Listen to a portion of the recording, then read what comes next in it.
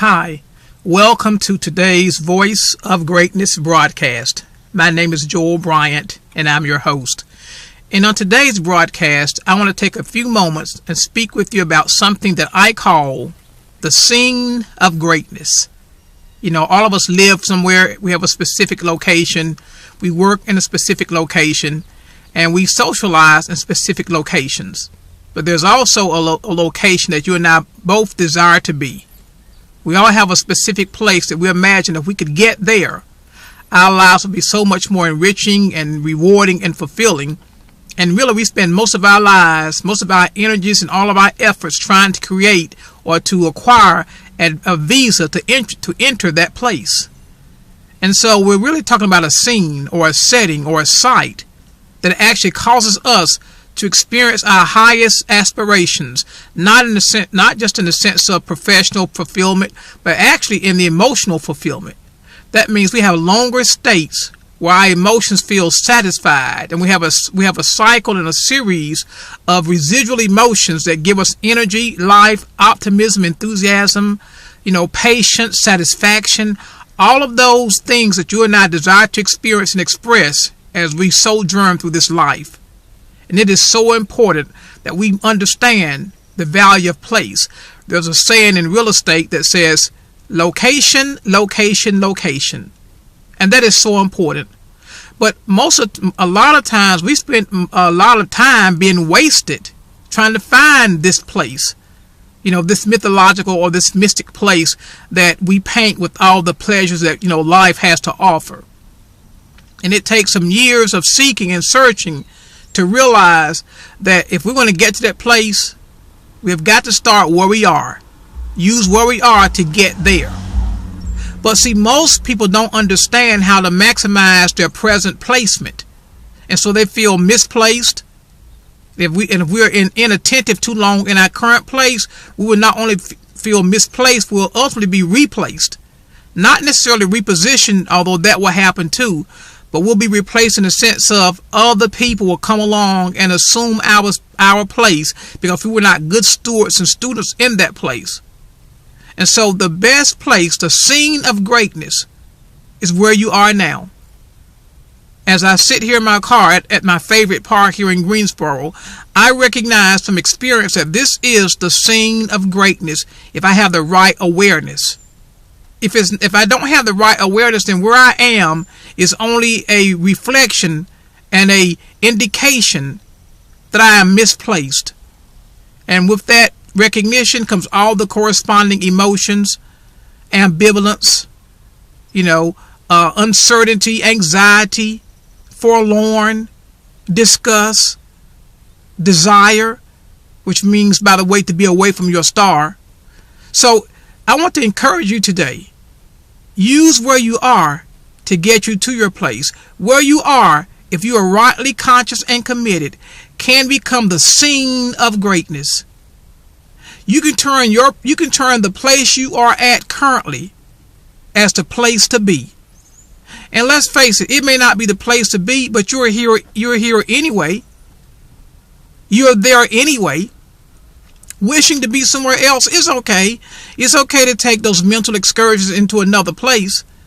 But we must recognize that where I am, despite how I feel about it, and despite whatever opportunities or restrictions that it provides me with, it is still the place to be. Because this is the only place that you and I can start from. And I want to encourage you today. Learn how to master place. Don't just wish to be replaced. Don't always go through your life feeling misplaced. Use the place you are at today to become the scene of greatness, the setting, the site where greatness takes place. We love to travel, particularly Americans and most people, and we love to go to those historical places, Rome and Greece and Egypt and the Mediterranean and Arabia. We love to go to those places that history has hallowed because of what took place there. But what if those people, instead of making where they were the place to be, traveled from that place seeking another place that really didn't exist except in their imagination? And if they did travel, when they got to that place, what they did, they made that place the place to be by what they did once they got there. If we don't travel with that perspective, then we are idle, we are wanderers, we are vagabonds. We're not visionaries, we're vagabonds, because we don't understand the principle of place or of placement. And then so what will happen then, where we are will not be the scene of greatness. As a matter of fact, it won't even be a scene.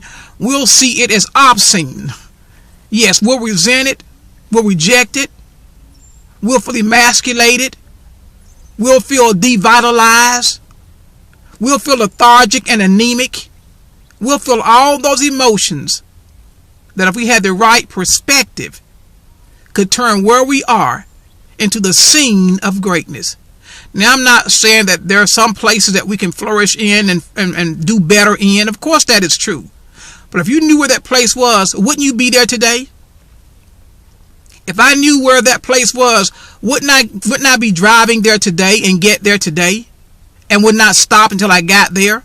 Well, that is what we're doing if we understand the principle of placement and we use our energies today to create a pathway and a roadway to get to that place. But to seek that place apart from present effort, apart from maximizing the opportunities that our present place has in it, then we will end up wandering forever and never finding that place that our imagination paints as our ideal spot, our sweet spot. That place does exist, but it exists by you using and utilizing and maximizing here. If I can't use here, how am I going to use there? If I can't be great here, how can I be great there? I think about one of my favorite songs by one of my favorite artists, Billy Joel. He has a song called Piano Man. And one of the lines in Piano Man says, if I can recall it, he says, "I know I can be a star." He said, "They sit at the bar and put bread in my jar and said, 'Man, what are you doing here?'" See, a lot of times we'll allow other people to maximize and to magnify our disgust with the place. And it's okay, because sometimes it takes disgust to get us moving. But we should never allow other people's questioning to become an indictment if we have the right consciousness of the place. I guarantee you, Billy Joel used those piano bars to improve and perfect and to promote his practice, to increase his ability to sing and play and engage a crowd, and all those things that he has since known for and has made him a legendary musician and artist in our culture. So you may be in a bar right now, living off the tips in a jar, but it's how you use that place, how you use that scene. If you see it as obscene, you're going to miss subtle moments in that place that will help you create a pathway to the place you desire to be. I want to encourage you today. I know what it is to be misplaced. I know what it is to feel lost and feel forlorn and misunderstood. That's simply the penalty and the price we pay for greatness. Now, a lot of times you don't have to even pursue greatness. Just the fact that where you are sometimes does not offer all that you envision for yourself. There was a saying in the 70s that has some truth to it. It said, "Bloom where you are planted." And if you can't bloom where you're planted, then you have to ask yourself, are you willing to be transplanted? And you would say, yes, I am. Okay, you make and choose to where you want to be transplanted to. But sometimes we don't always get to choose the means and the mechanisms and the events that transplant us. And so if you want to be transplanted, are you willing to be fired unjustly? Are you willing to be accused unjustly? Are you willing to endure the misunderstanding that causes you to incur the disfavor of those people whose favor you see as essential to your success? See, if you're not willing to do that, if I'm not willing to do that, then it means that I need to get deeper into my personal development and understand that, yes, I need to bloom where I'm planted, and I believe that. But if I can't bloom where I'm planted, then I have to ask myself, am I willing to be transplanted? And if that answer is yes, then I try to choose as much as possible. I strategize as much as I can the means and the avenues and the vehicles and the vessels that are going to take me there. But oftentimes, how we get to where we're going and where we envision often confounds our choosing. And And if we don't understand that, then when an event happens that is unfortunate and unforeseen, we will curse that course. We will curse that cause. We will not embrace the journey and will stay misplaced. All because we don't understand the dynamics of greatness. I want to encourage you today. Bloom where you're planted. And if you've bloomed as much as you can and you recognize it's time to move on, then choose your course.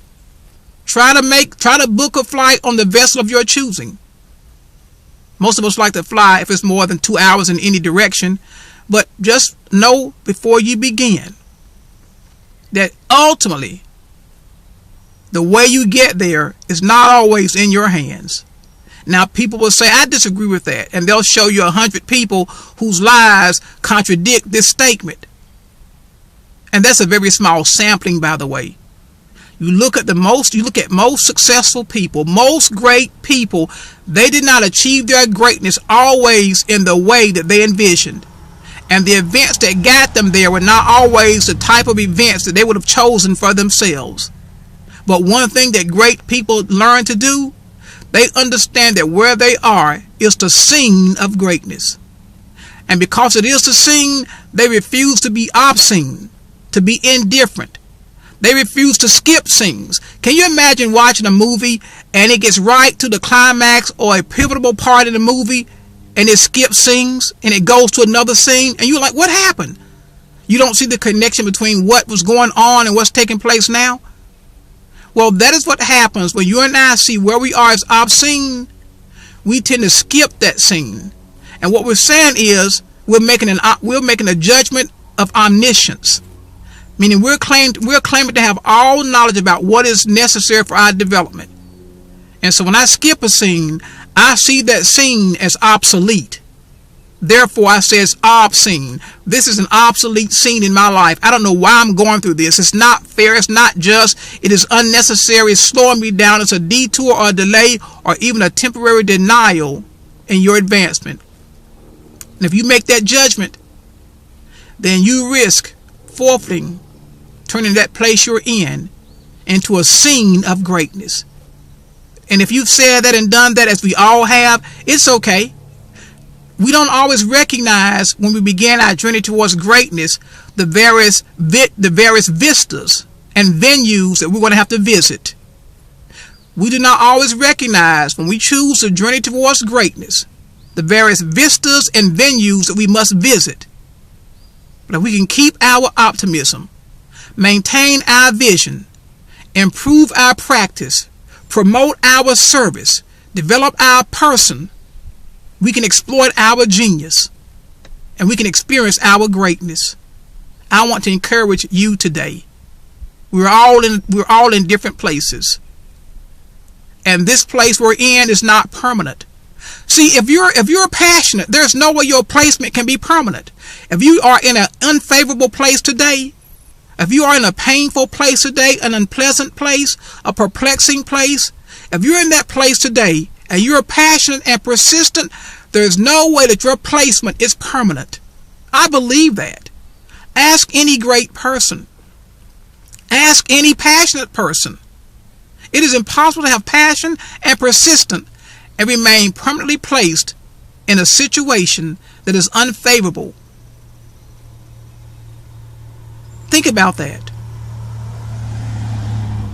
You have to turn where you are into the vista and the venue of greatness. You have to do that. I have to do that. That is what great people do. Sitting in my car, I'm sitting here, and what I try to do is I try to turn my car into a college. I love music. I love keeping up with the news, of course, particularly in this day and age that we have where everything changes overnight, seemingly. But 99% of the time when I'm in my car, if I'm not listening to the silence, I'm listening to a subject. I'm listening to something that is consistent with my aspirations and my intentions. And even if I'm not listening consciously, I'll still have something on that is instructing my subconscious mind. Because you never know what you learn and when you learn it, how it can be the catalyst to cause you to be propelled to another place. One word. I said this way. Do you realize that if you hear the right word, the right way will reveal itself? All you need is the right word, and the right way will reveal itself. The way to the place that you call there, into the time that you call then. But it all begins with utilizing the opportunity that we have now. Turn your car into a college. We spend a lot of time driving, going places. Turn your car into a university. Learn about your craft. Learn about other people's crafts. Taking information that's going to help you become who you are on the inside. Because as I said on another broadcast, if we don't become the condition that we want to experience, we will seriously impair and impede our ability to experience greatness, success, or any other condition that we deem as desirable. That is so important. So how do you use your car? I don't care if it's a raggedy car. If it's moving and you're in it and it has a CD player or a tape player or some other device, turn your car into a college. You'll learn things that will put you ahead of other people who don't understand the simple things that we can do. That for the moment, it doesn't change our place. I may be driving my car to a job I hate, but in that 30-minute commute, I turned my car into a college. That is how I wrote 35 books. Wherever I was, I took my journal and my notebook, and then, of course, with the phones, I took my phone, and wherever I was, I wrote. In traffic, at Walmart, wherever I went, I turned that place into a platform to transform my life. And you can do the same. See, this levels the playing field. And even in those places that was great pain, I wrote about my pain. Whatever I was experiencing, wherever I was experiencing that feeling at, I utilized that experience to help me create an expression that will cause me to be able to relate to myself better and to others better. And incrementally, I am no longer driving to a job that I hate. Because it had nothing to do with the job. It really had to do with my immaturity and my inability to turn that job into a scene of greatness. And so for a while, until I learned that principle, I saw that scene as obscene and I wanted to skip it. Check your absenteeism. Do you miss the maximum amount of days? Check your tardiness. Are you always late? You say, well, Joel, I hate that job. Well, do you hate greatness? Because if you can't use that scene, you're skipping scenes. And you're missing something in that environment, in that circumstance, that can be a catalyst to help you change your course. So I want to encourage you today. Wherever we are can become the scene of greatness. It can be the site, the venue, the vista. It can become the place that everybody one day will make a pilgrimage to and pay homage to, all because you and I were attentive and intentional in that place. We didn't daydream too long about going to Rome and seeing the Parthenon. We didn't dream too long about going to Egypt to see the pyramids. That's okay. Sometimes seeing those places can inspire us and provoke us and compel us. So I'm not saying don't do those things. I'm saying be careful about romanticizing and idealizing places that the people who were there, the citizens, the inhabitants, they turned those places, those scenes, into the scenes of greatness. And if you and I have that same disposition, if we adopt that same perspective, if we equip and acquaint ourselves with the criterion of greatness on a daily basis, then I believe that wherever we are can be turned and transformed into the scene of greatness. It does not mean that there are other places that are more favorable and conducive for our development, but until we get to those places, we must use where we are. Be encouraged. Your life hasn't stopped or stalled. Let me tell you this. Sometimes while walking through life, God has to pull us aside. During these times, He prepares us for life's changing tide. In these hours of preparation, He begins to broaden our scope by giving us new instructions in order that we may cope. It may appear as if we aren't moving, as though our lives have reached a halt, but it's God's way of giving us the combination to enter life's secret vault. You have a place. You will reach your place because you have the passion and the persistence, and where you are is not permanent. And that is true if you're successful. Why do you think successful people, great people, lose their greatness? And all of a sudden their fame becomes infamy because they stop doing what it took to get there. So whether you're en route or you have arrived, you must maintain the practices and the perception, the attention and the intention that allowed you to get there. That is the principle of promotion. Turning where you are, making it a scene of greatness. Refuse to skip scenes by treating where you are as obscene. And if you do that, your greatness is inevitable. Some way, somehow, you will rise. You will emerge from the scourge of average and experience the ecstasies of greatness. This has been the Voice of Greatness broadcast. My name is Joel Bryant. Until next time, I want you to have a greatness week, because you can.